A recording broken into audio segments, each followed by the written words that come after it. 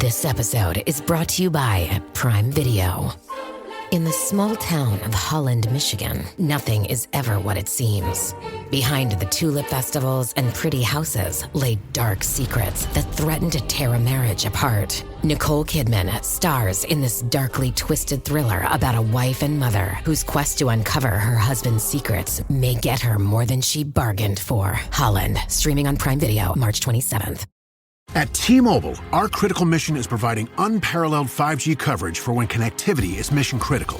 Introducing T-Priority, America's best 5G network experience for first responders, even in times of congestion. More capacity, faster speeds, better coverage.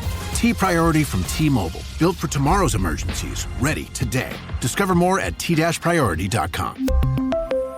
For qualifying organizations on eligible rate plans, coverage not available in some areas and may be impacted by emergencies. And just because you're not comfortable doesn't mean you're doing the wrong thing.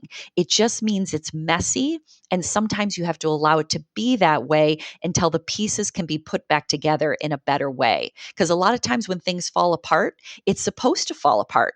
But we have to allow ourselves to have time to put those pieces back together.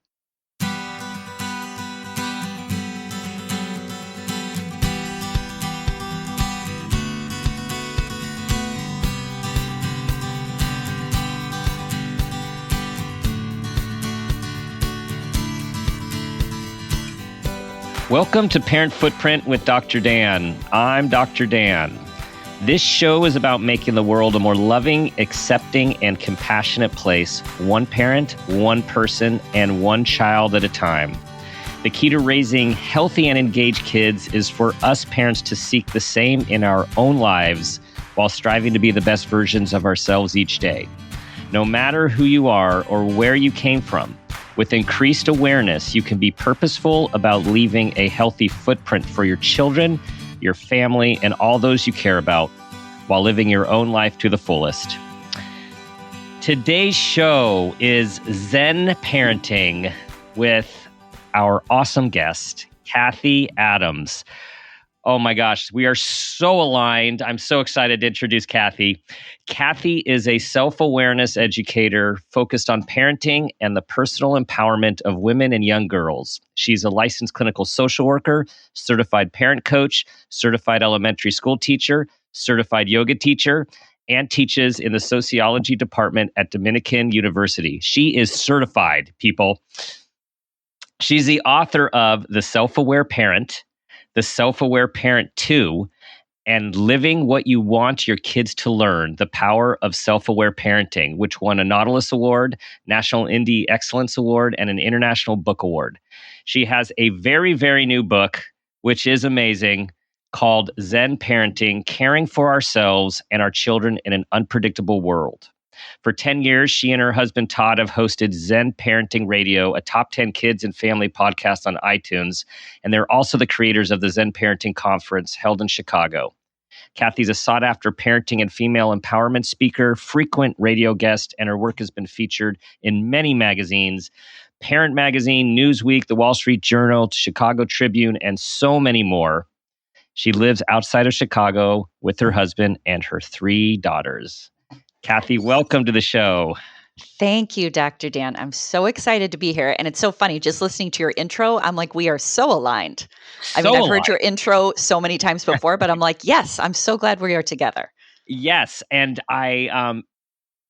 reading your book, which I just finished, you were speaking to me. And anyways, I've just been so excited for this conversation for so many reasons. When I got into podcasting 6+ years ago, you guys were already, you really were pioneers in the parenting podcast world. And I was always so taken with how real you and Todd are and were. You just are sort of live this Zen parenting thing that we're talking about today. Oh, well, thank you for saying that. I appreciate that very much. And that is kind of the goal is to, I shouldn't say kind of the goal. It is the goal is to walk the walk. And the walk doesn't mean that we're doing everything perfectly. It doesn't mean that we don't have off days. What's kind of fun about podcasting over the course of 11 years is you have certain shows that really just you're at the top of your game. And then you have shows where it's not just about your content, it's about how you're feeling, that I'm struggling with this, I'm dealing with this. And we made a commitment to focus on us and not the issues of our children. This Zen Parenting Radio has never been about, oh, here's what's going on with my 10-year-old or here's what's going on with my 15-year-old. It's been about what's going on with Todd and I, and how what's going on inside of us is then affecting our parenting. So we've had some doozy shows, but it's been a journey. And I always tell my girls who are now 19, 17, and 14 that they have like 600 plus episodes of us. So even when we're not here, they can listen to all the things we've said.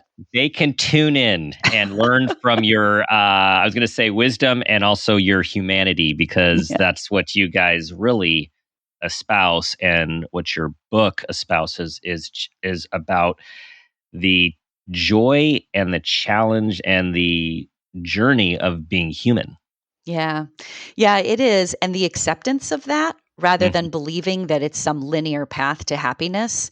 The whole idea of Zen, just that word, is looking at reality. What's the reality of the situation? And the reality is that we have a lot of different emotions, that we're always going to have challenges, that just, as I was saying about the show, some days are better than others. And that's the way it's supposed to be. I think we fight against this, as you said, essential humanity, that we're human beings having a human experience, and we believe it should somehow be different. And that's what causes a lot of our suffering. Yes. Last night came home from work after just a lot going on with work, stressful day. And my wife and I, we sat down and we're unwinding from the day. And we started to talk about this duality of how everything seems as it matters so much. And yet the question of, does it? Right? Like this paradox, that we live with all the time. I know. We're completely special and we're not special at all. Totally. We are so needed in the world, and yet the world goes on without us. And that idea of paradox, again, which is another big part of Zen, is being able to hold both of those things as truth. Or true, they're both true. And being able to find that fluidity between them rather than having to live in the binary of which one's right. They're both right. We're very special, and so is everybody else. And, our greatest challenges in life can be the greatest experiences that completely change our trajectory. Like, all of this is true at the same time. So challenging to hold and so important to think about. I did see that bumper sticker not that long ago that you basically said, and it made me smile and laugh out loud. It was, "You are unique and special, just like everyone else." Exactly. I feel like that's something I've told my girls throughout their lifetime, is finding that, having an understanding of that place, is there is literally no one like you. You are a unique human being. You came to this world, this earth with this, no one can do what you do. At the same time, everybody's like that. Everybody's bringing something. So this is not about being better than. This is not about a competition of who wins. This is about everybody bringing their unique resources into the world and honoring everybody's differences and respecting yours as well. And aren't we needing to continue to seek that in our world these days? And teach our kids, right? And teach our kids about this. Okay, so many directions to go. Let's dive into the book and then we'll pan out, because I didn't know what to expect when I don't think I had an expectation, but I was trying to find the words. I didn't expect your book to be as it is, which it's so unique in, having read many, many, many parenting books, as I know you have. You come at this in such a different way by talking about chakras, talking about Zen, and yet those words, which sound very fancy for many folks, bringing it very down to earth about you, about the adult striving, about the parent. And by the way, also let's share this stuff with your kids. It's just the ingredients. And so I'm wondering, how purposeful was that? And how much did it also just start to flow? Yeah. Well, it's obviously all of the above, but I would say that to your first question about using the chakras, I feel like there's so much inherent wisdom that's already out there that's been around much longer than we have, that we don't either we forget it's there or we use it as sound bites and we don't recognize that there's like a pathway to self-awareness.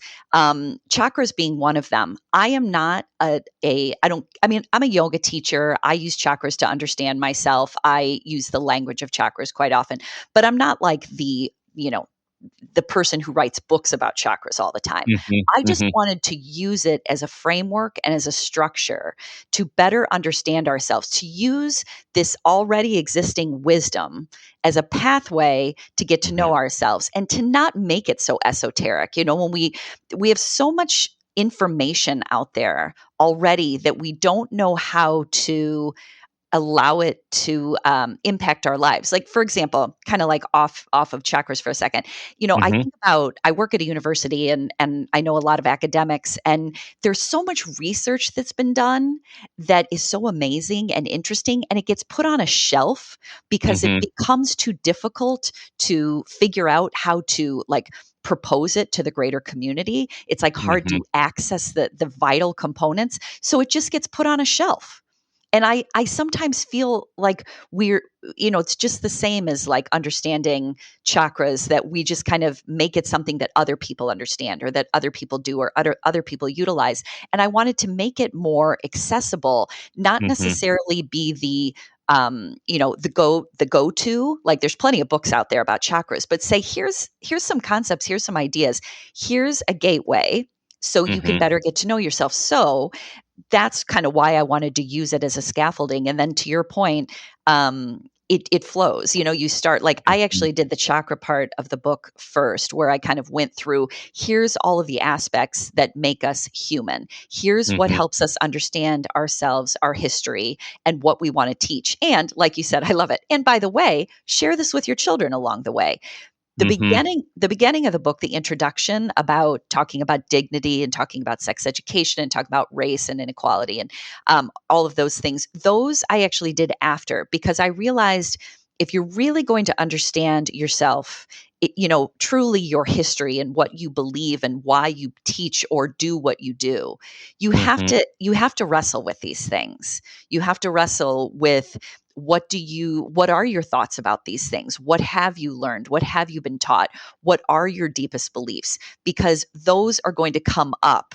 Your beliefs about inequality are going to come up in your ideas of, how you want to raise your family or what you're going to teach your kids. So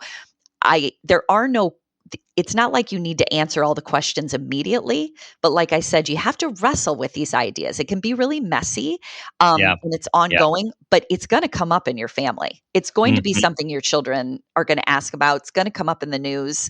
So I really wanted to challenge parents to at least consider these ideas. And the way you challenge is very, it's respectful. I know that's just the way you live. It's very respectful, and it's very, you're inviting people to consider. And so I would say, for everyone listening, the reason I am sure this book will resonate with you is that the way Cathy speaks to us in the book is an invitation to explore these aspects of ourselves that we all have, and to tune into them. The tagline for Your and Todd's podcast, which you quote from Dr. Dan Siegel, which we all admire, the work that he's done with interpersonal neurobiology and parenting. You basically summed it up. The best predictor of a child's well-being is a parent's self-understanding. And this is what you're inviting us all to go on a journey to seek. Exactly, because I've been, as you do, I've been working with parents forever, and the questions are always around, what do I say to my kid when they ask this? How do I get my kid to do a certain thing? How do I help understand what my kid's going through? And the answer always comes through your own self-awareness. Where are you right now? What is your energy when you are asking your child this question? What has your history been with this? And are there reasons you're avoiding certain subjects? Yes or no. That it doesn't. It's not always the case.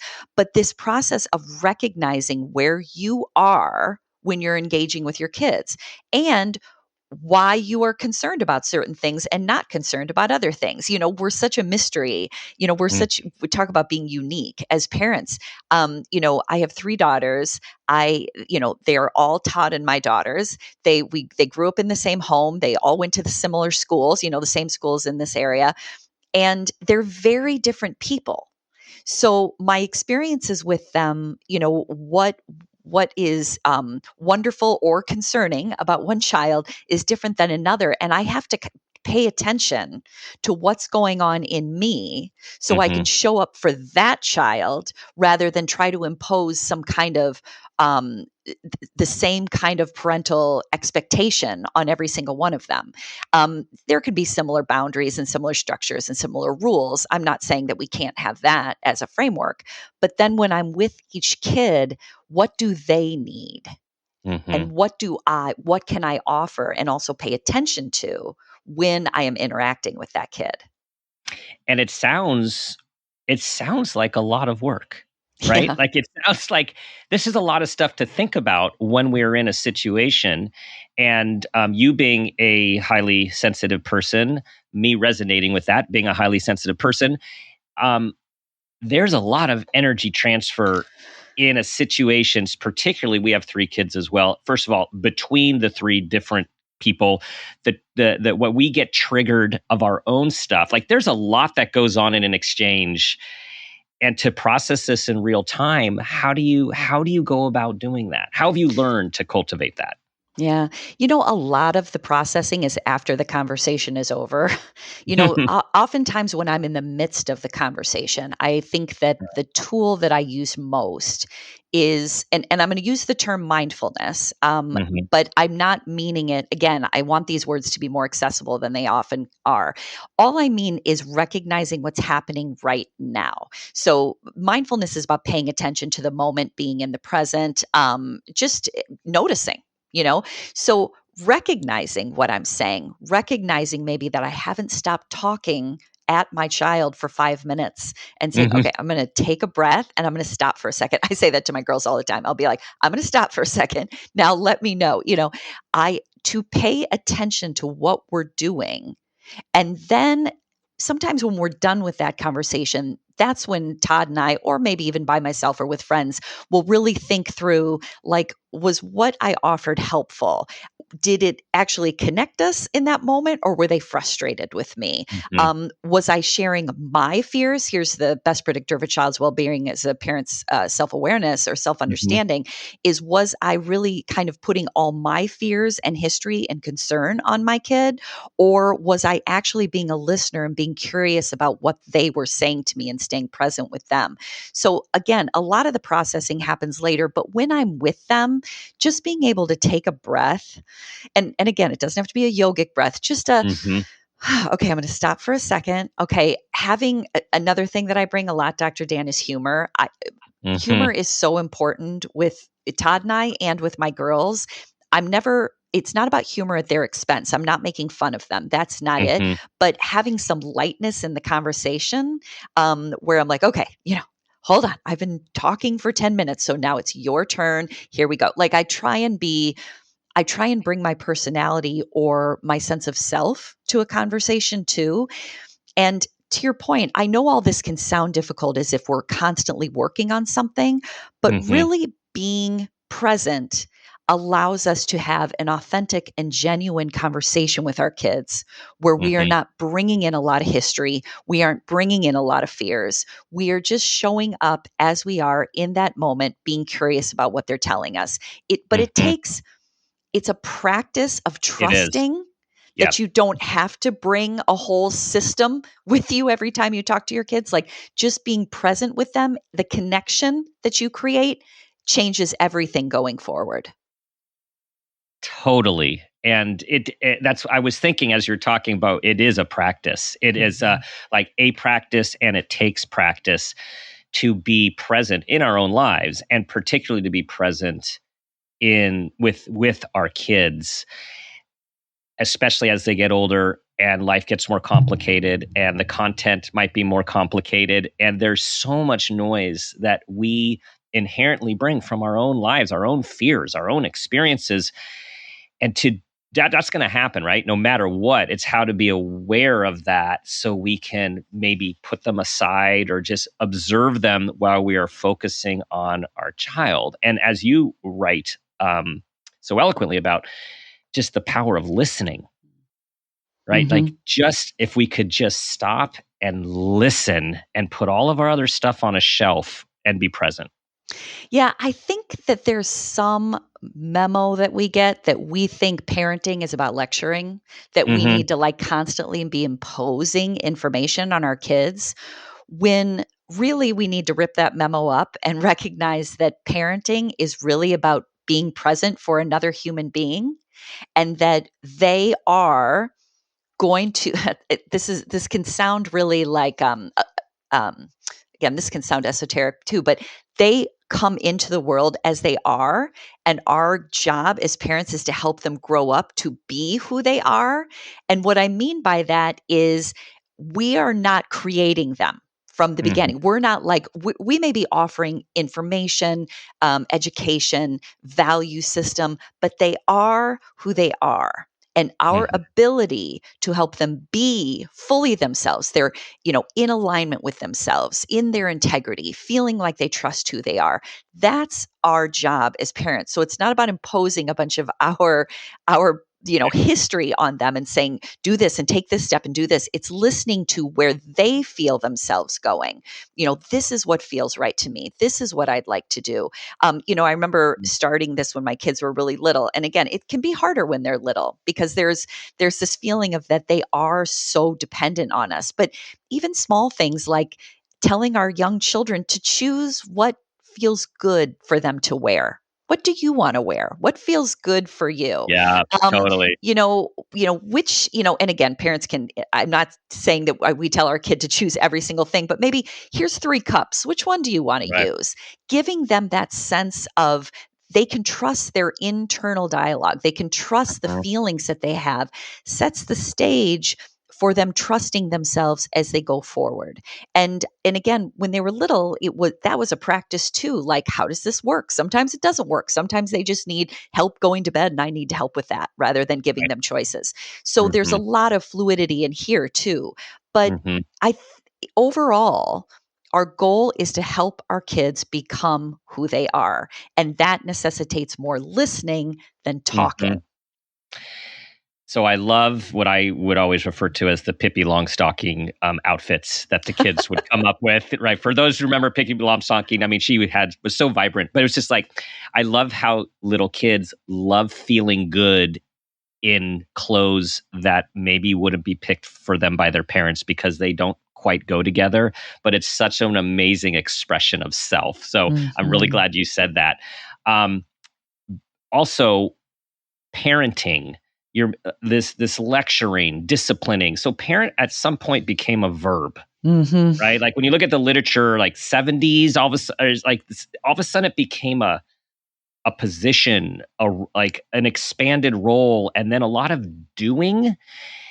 And what you're talking about here is less do. I mean, I think we're talking about like less doing and trying to do more being Mhm. with our kids as their guide, but not Yeah, their supervisor, not their, I don't like, not tied to their outcomes. exactly. Like I love that you give that example of that it's become like a verb or a doing, because really what it is a relationship, right? Mm-hmm. We are trying to create a relationship with somebody, with a human being, so we can better guide them and they trust us as someone they can go to if they're afraid, if they are concerned about what to do next, if they need guidance in some way. And building that relationship starts really early. Now, for those who feel like, oh, the relationship wasn't really my sole focus and now I have teenagers, you can start today. You can start if your kid's 25. There is no like, it's this is always possible, but the Mm-hmm. ability to start a relationship, begin a relationship, it begins when they're young. And that, what do we want in a relationship? We want to be seen, we want to be heard, we want to be valued or validated. And that's 100% true with our children. Mm-hmm. My girls, especially when they were little, they had ideas about things they wanted to do or things they wanted to say or things they believed, and where some of the time they of course needed direction, especially if other people were involved and they needed some guidance on what's appropriate in a situation. But most of the time I just listened and thought, that sounds great. Where'd you come up with that? That's so interesting. I can't wait to see that. We don't need to constantly be telling our kids, what they can and can't do. We instead allow them to share with us what they want to do, who they want to be. And that's what builds an intimate relationship, is that connection and that trust between two people. And it takes a ton of courage Yeah. for us as parents to really guide from the side from our kids when our kids are on their own journey, right? Like Mhm. it's not our journey for them. It's their journey. They came into this world with lots of stuff already being expressed, stuff to be expressed, knowings from distance and faraway places or even other lifetimes, depending on what people believe. Absolutely. And it takes a lot of courage to watch the journey because, as you write about, we're not going to stop them from having pain. We're not going to stop them from suffering. We're not going to stop from the unexpected of life that keeps happening around us day in and day out. And we have to focus on being our best selves so we can help them become their best selves, whatever that is. Exactly. They, like you said, watching from the sidelines can be some of the most painful things we ever do. I've really appreciated Brene Brown's work around Mm-hmm. this, which is the ability to sit with our children in the dark rather than turn on the light and try and make everything better. As Mm-hmm. a continuously recovering people pleaser, which I am, Yeah.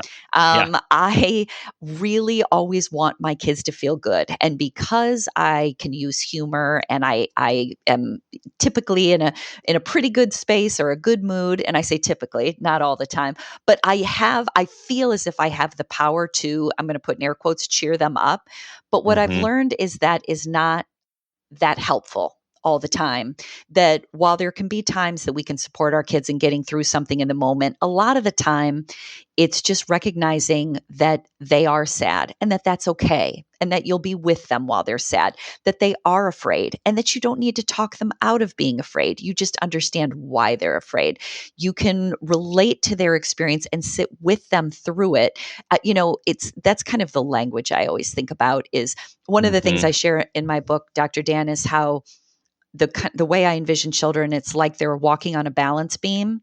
And when they're really little, you're obviously holding their hand or maybe even holding on to them in such a way to keep them safe. But as they get older, you're backing away a bit where you're still watching them on the balance beam and you're there, but you have to let them walk across, maybe do a flip, maybe have an experience of falling off. And then you can come in and help them get back up, but then you have to back away again. And it can feel very scary.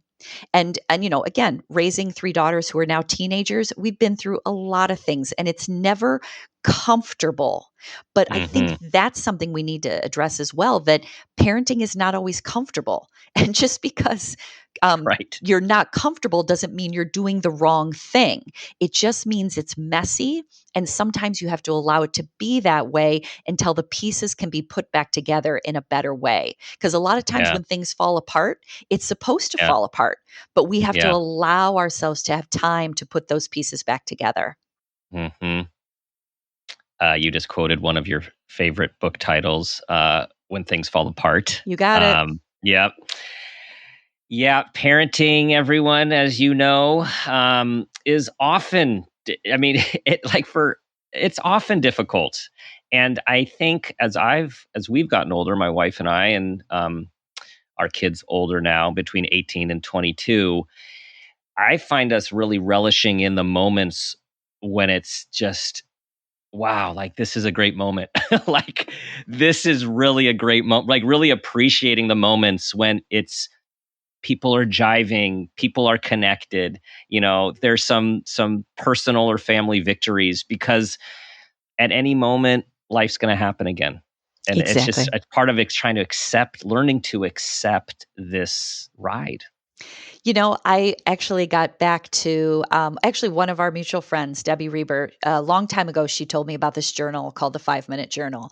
And I picked it up and I used it for a while, and then I stopped. And just recently, I decided to get another one. I picked it up again and started using it. And basically, it just gives you some prompts so you don't have to do a narrative journal. And, I love the questions it asks, because in the morning it says, what are you grateful for? And to start the day with just a few things of, I'm grateful that, it's summer now. I'm grateful that my daughter's home from college. I'm grateful that we're all in the same house. But then at the end of the day, it's the same thing. Like, what happened today that was good? What were some things that you'll remember? And the reason why that has been so impactful using this journal again is my youngest daughter started journaling about a year ago. And what she recognized through journaling is that every day is actually a good day if you're paying attention to, as you said, to these moments that are good. A lot of times we give this generalization to a day, like this day sucked or this day was Yeah. horrible. But if we're really paying attention, there was a really cool moment when we went for a ride in the car, or there was that big win at school when the teacher said something about you, or you were able to talk to a friend you haven't talked to in a long time. And there are always good parts to a day. Doesn't mean the whole thing is good, but we sometimes forget those moments you're referring to, that we're actually, even in the midst of our own challenge and fear about raising kids, and that we get nervous and anxious about it. I feel all of those ways, that in the midst of it, there's these really beautiful moments, but paying attention to them, again, this is another mindfulness, self-awareness thing. Paying attention to them is what grounds us. It's what reminds us that it's obviously all worth it, but it's more than just worth it. This is actually enjoyable. There's enjoyable moments. There's beautiful times. There's so much light in it. Yes.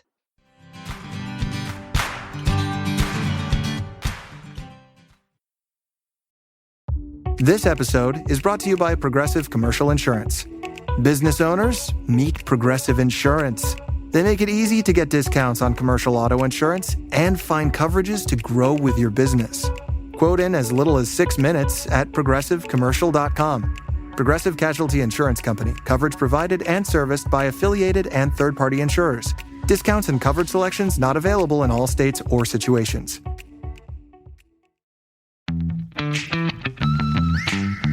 What if an appliance emergency didn't have to be?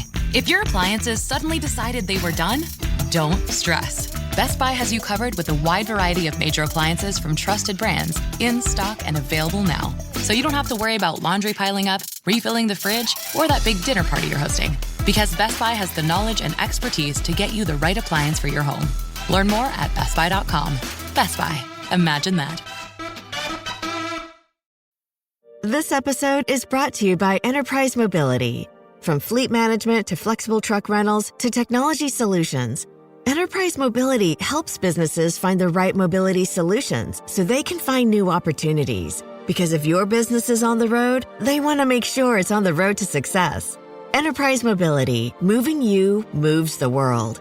Find your road at enterprisemobility.com.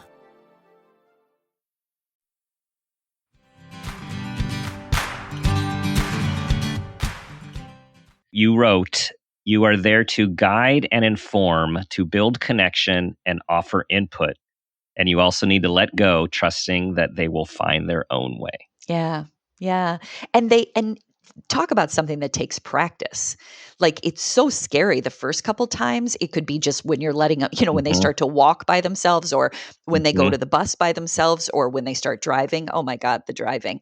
I have 2 drivers now, and they're wonderful drivers, but it is scary. Yep. It's this feeling. Yep. But the more we practice letting go and, allowing them, like, one thing I learned from my kids is it was all about the way they asked me. If they were nervous about something, like, Mom, do you think I could do this? Do you think I could?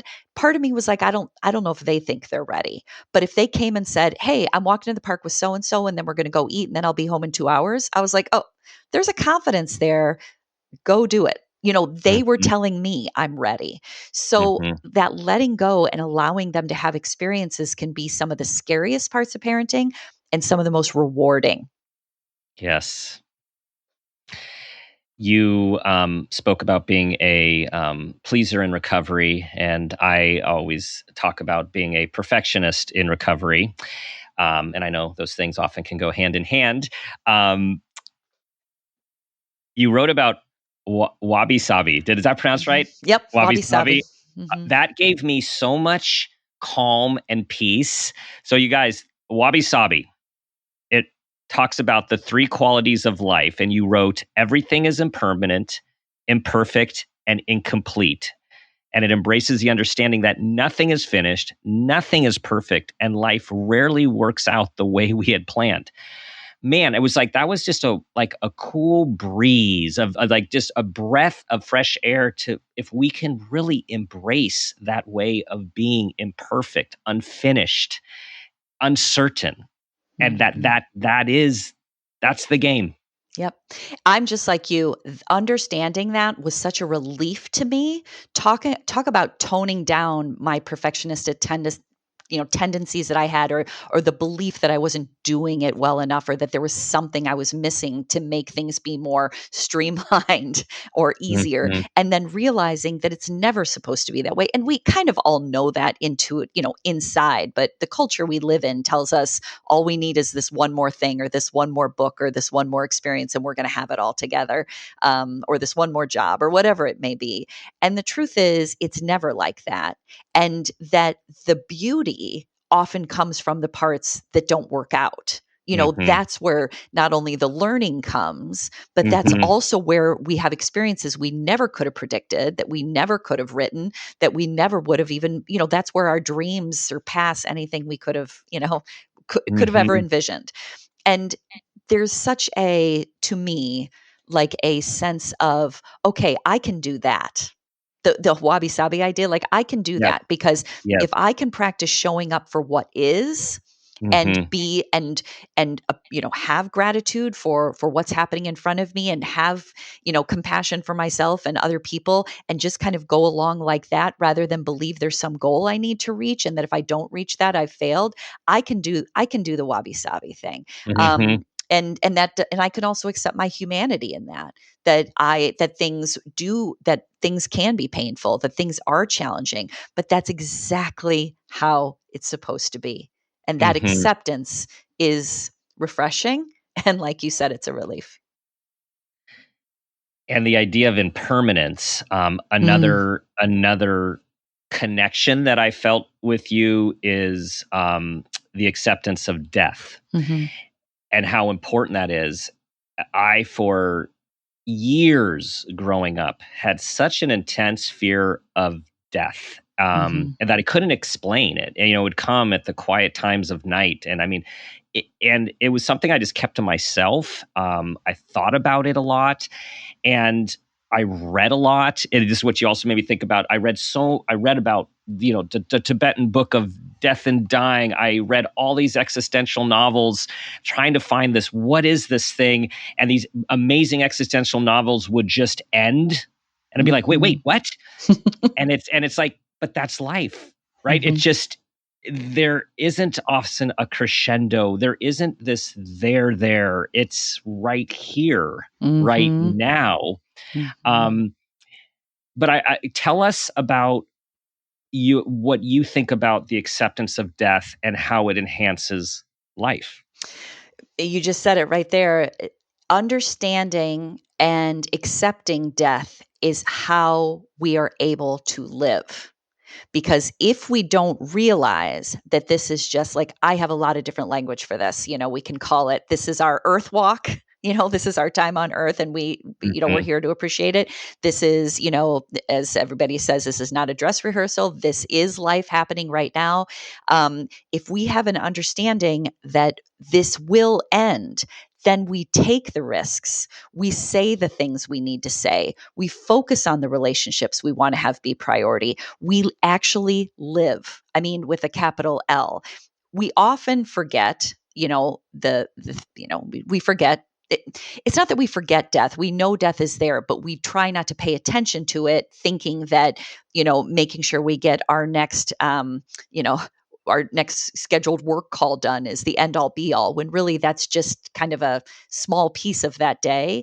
But I think what happened with me was I was very similar to you in that when I was young, it was very scary to me. I think it is to everybody. It's uncertain, it's unknown, it's unpredictable, all of those things that make us uncomfortable, understandably. But when I was 27, my dad had a heart attack and a stroke. And that night, when that happened, and it was talk about unpredictable or uncertain, we had no idea. Like, it was an out of the blue thing. And that night they told us he was going to die. And I remember my sister was pregnant with her second child. My mom was there. I was there. And we couldn't believe it. Yet in that moment, we had to start accepting it. They came out and wanted to see if we had a priest or some kind of clergy to come. And then after we had that moment, about 20 minutes later, they came out and said, "Oh, he made it through." And he had a very long road back, had to learn how to speak again and move in certain ways. And he actually lived 17 years after that night, but always had chronic health issues going forward. So the reason I'm sharing this is I had to think about death a lot with the mortality of my dad, because it was always uncertain. I remember at one point they told us the kind of heart surgery he had, usually people could live another 5 years. So, and again, he lived 17, but I had in my mind, I had to focus on the moment. I had to be present, not only with him, but recognizing my own mortality, how things happen out of the blue. And now I'm 50 years old. So not only have, I lost my dad, I've lost many other people in my life, people my age. My husband's mom passed away. So this experience with death has just been, it's taught me over and over again about, I'm here now. How do I want to be? How do I want to relate? Who is my genuine self is who I want to be here. I don't want to play a role. I don't want to play a game while I'm doing this. I don't want to have a connection with people that isn't genuine. And so my goal every day is, who am I? What feels good? Is this right for me? What's a yes for me? What's a no for me? And paying really close attention, because this is our time. And it becomes so generic when we talk about it this way, where it sounds so like a quote, like it sounds so cliche. But there's nothing more true. This is our time. Mm-hmm. The time is now. I was talking with a client yesterday about this client analyzes, always like, why did I do that? Why did I think that? Why did I, or what should I, it's a lot of thinking. And the conversation led to how your body has the answers. If we stop and listen and you check into how you feel, how your chest feels, how your stomach feels, how your head feels, you get the yeses, the nos, and the maybes without even having to check into thought and intellect. Exactly. If we just slow down and listen. Yeah. In the book, we talked about that. I wrote about the chakras, and that first chakra, that grounding chakra, we call it the root chakra. It's really about bringing mind and body back together. It's about, we really so many of us do walk around like floating heads. We think that everything we need to know is just up in our head, and that if we didn't think it or see it, it can't be, or if we didn't come up with it, or if we didn't read it in a book, there's no way it could happen. When really everything is talk about being unique. There are things that are right and wrong for you that aren't in your mind. They show up in your body. They tell you. There's so much internal guidance. There's things I thought. There's something just recently that came up this week that Todd said, oh, we have this opportunity to do this. It's some opportunity for travel. And my body like shut down. Like there was zero excitement, zero feeling. On paper, intellectually, it looked amazing. It was such an amazing opportunity. And I'm like, Todd, there is nothing there for me. I know you can show me every reason why we should do this, but my body, it's like the best language I can use is it shut down. And it wasn't fear. It was, that's not for you. But again, talk about another thing that takes practice, trusting your own body, because this is why we learn this, or we relearn this, we reparent ourselves. And if we can offer these things to our children at an early age, offer meaning trust what your body is feeling, or at least share or process or consider the feelings in your body, because sometimes they're fear. And sometimes fear is something we can work through and actually do the thing that's being presented to us. But a lot of times it's a kind of knowledge that nobody else can give us. It's so unique to us. It is. And you also write about the role of intuition. And so we all, some people are known to be highly intuitive. And those of us who are on the highly sensitive side of the spectrum tend to have a lot of intuition. It's not something that we ordinarily talk about, we ordinarily teach in school. It's like, if you think you know the answer, it doesn't matter unless you can tell us why you know the answer and show us your work. And this is something you talk about, how important it is to cultivate in our kids that inner knowing that comes, even if you're not sure where it comes from. Exactly. Trusting. And that doesn't always blend with culture. And that's okay. Like, a story that I used to tell a lot, but it kind of lends to this, is that, when our kids are very little, I had, especially my first two, I had two kids who, when I'd leave them for a class or maybe with a babysitter, they didn't like it. They didn't want me to leave. They didn't want to be there alone, or a birthday party. They wanted me to stay. And that was just their experience. And at the time, as a parent, I was frustrated. I wanted that time to myself, or I wanted them to do what the other kids were doing. And so there's always part of us that wants to say to them, see what everybody else is doing. Do that. Go be like them. See how other kids can do this, but you can't go be that. The problem with that kind of thing is then when they turn 13 and they do something with their friends that maybe they knew they shouldn't have done, or something that went against their value system. And then we say to them, why would you follow your friends? Why would you do whatever they told you to do? Yet we'd been training them when they were little to follow other people instead of their own internal compass. And so we have to have an awareness of this and take some, and this is just not about parenting, but human behavior, responsibility for sometimes the things that we want to, cultivate in other people, like be like everybody else. But then our expectation simultaneously is, do what works best for you. And in culture, this can be really difficult. But I think that the ability to even have this conversation with our kids, like one thing I do with my girls, and this is a very this isn't a difficult thing, and we do this all the time. If we go out to eat and they can't figure out what they want, I'm just like, put your hand on your heart, close your eyes, which thing sounds good or feels good? And they'll be like, the ham sandwich. Okay, that's it. Like, you don't need to go much deeper now. You do know what you want, but your brain is telling you what you should have, what other people are having. So our kids have this ability, especially when they're little, and they can have it going forward. But again, to your point, how do we cultivate this, and how do we make this acceptable in our home? How do we honor it? Right. Yeah, we talk about it, right? We talk about it in our own lives. We talk about it with them. this is also making me think of another exercise that I've had several clients do, particularly recently with the college decisions in the past few months, where people are like, I'm torn, big decision, I'm torn, and I really don't know. And someone told me about this tool, which is flip the coin. Yeah. One coin is one is the other. And when it comes up, are you glad it came up or you're disappointed? Because your feeling will tell you which one you're leaning towards every single time. I love that. My middle daughter does that. That's one of her favorite. She'll be like, I got to do a coin flip, because it's not what it, just like you said, it's not what it ends up on. You're not leaving it to chance. You're recognizing how you feel when you see heads.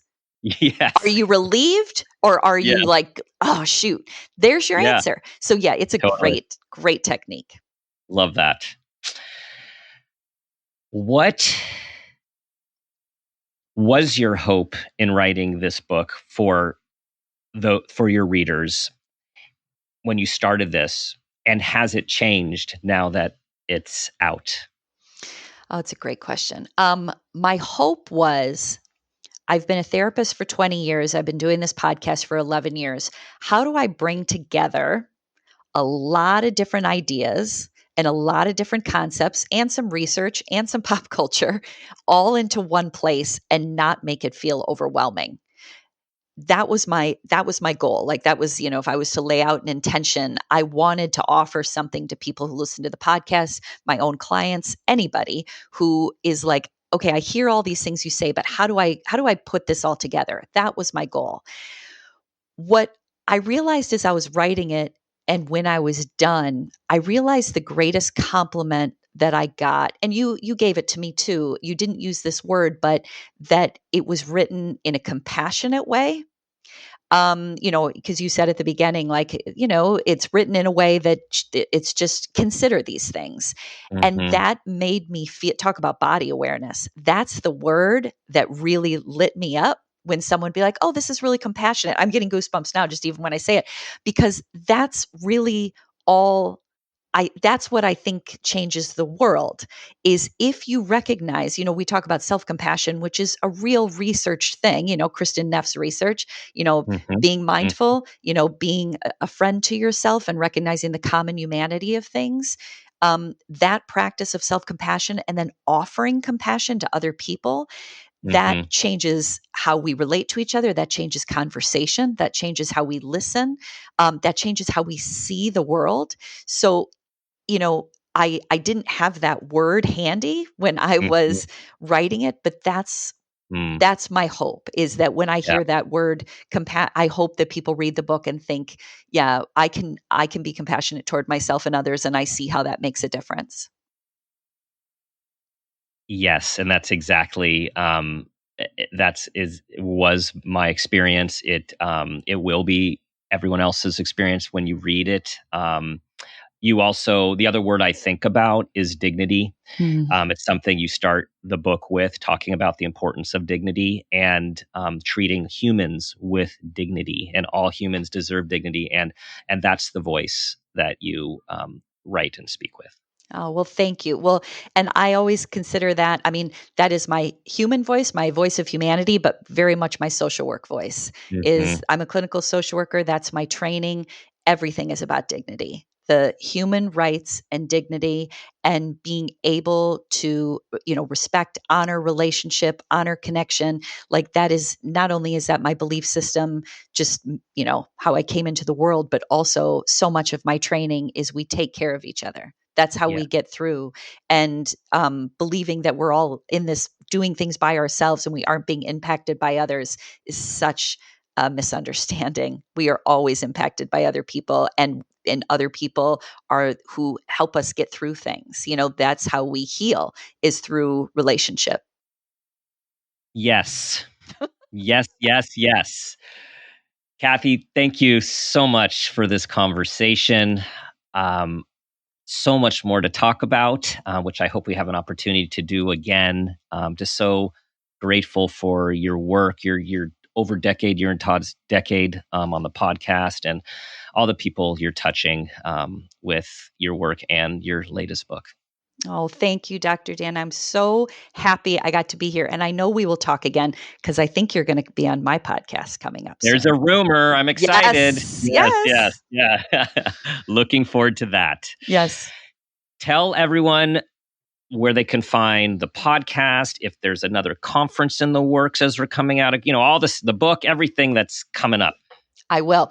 So everything can be found at zenparentingradio.com. That's really nice to have one place to go. But at zenparentingradio.com, you can find our podcast. You can find, I have something called a Zen Parenting Moment that goes out every Friday. So I write something, it's like a conversation like you and I are having about just an idea to consider that goes out every Friday. And they can find that on the website. They can, subscribe to that. The conference, or this year we did a virtual summit. We've typically done live conferences. This year we did a virtual summit just because COVID was everything was so unpredictable as it continues to be. So we're still thinking and working on that. Summer is usually when we start to make decisions, so we'll know soon. But we also have a virtual community called Team Zen. And again, I think the newest thing I have to offer is the book. So Zen Parenting, the book, and it's everywhere, Amazon, everywhere. But it's every bookstore and everything. Yes, everyone, can't give you a stronger recommendation for this book. It expanded me, and I'm still sitting with the words and the lessons in there. Thank you so much. Okay, everyone, that concludes our show. We are expanded, we are enlightened, we are human, and we are living another day. And all we can do is make the most of these moments and these days. Thank you for being a part of our community. Thank you for your 5-star reviews. Thank you for sharing this show with everyone and everyone you think will benefit. Remember, you and your children are unique and special, just like everyone else. Do your best to be the person you want your child to become. And ask yourself the guiding question I ask myself each day. What footprint do you want to leave?